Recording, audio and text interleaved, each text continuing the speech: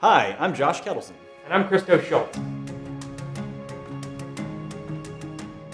So Josh, for those individuals that want to retire early, maybe in that 50 or 55 range, one issue that they commonly run into is how do I access my retirement funds, or how do I get retirement funds out before I'm 59 and a half when IRAs, 401ks, you're allowed to take it out with a penalty. So what do you recommend people do to plan for that?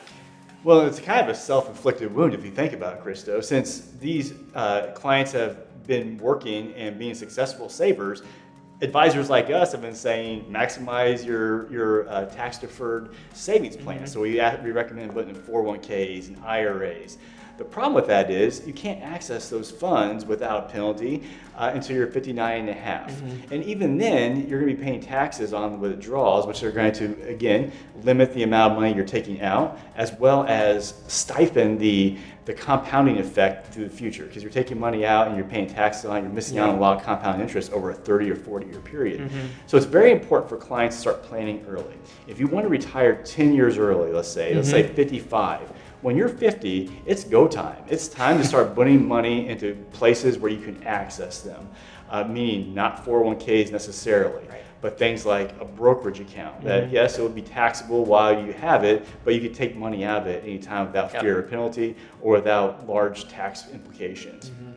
A couple of things, though, that a lot of affluent folks run into is that they might make too much money to contribute to things like a Roth IRA, something that uses after-tax dollars. But Congress has made a convenient workaround for that issue as well, where we can do things like a backdoor Roth IRA. So you can start putting money into a tax-free savings program that you have access to once you turn 55 if we plan ahead, far enough ahead for it. Have you heard of other avenues of approaching accessing money before 59 and a half? Yeah, the brokerage account is probably the main one.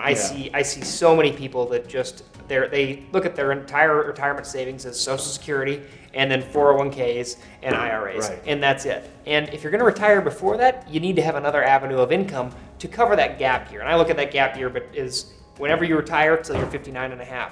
So what you can start to do is start to plan for how much do I need in my brokerage account before I get there, and how much do I need to save to get into that position where I can retire at 55, 50, whatever it is before you're 59 and a half, and be able to make it without having to take anything out of your 401k or IRA. Sure, and not to get off subject too much, but even then, it's cutting it pretty close, isn't it? Ideally, in the most ideal world where we all have longevity and we all have ample savings, we don't start accessing some of these instruments until we're 70 years old for maximum benefit.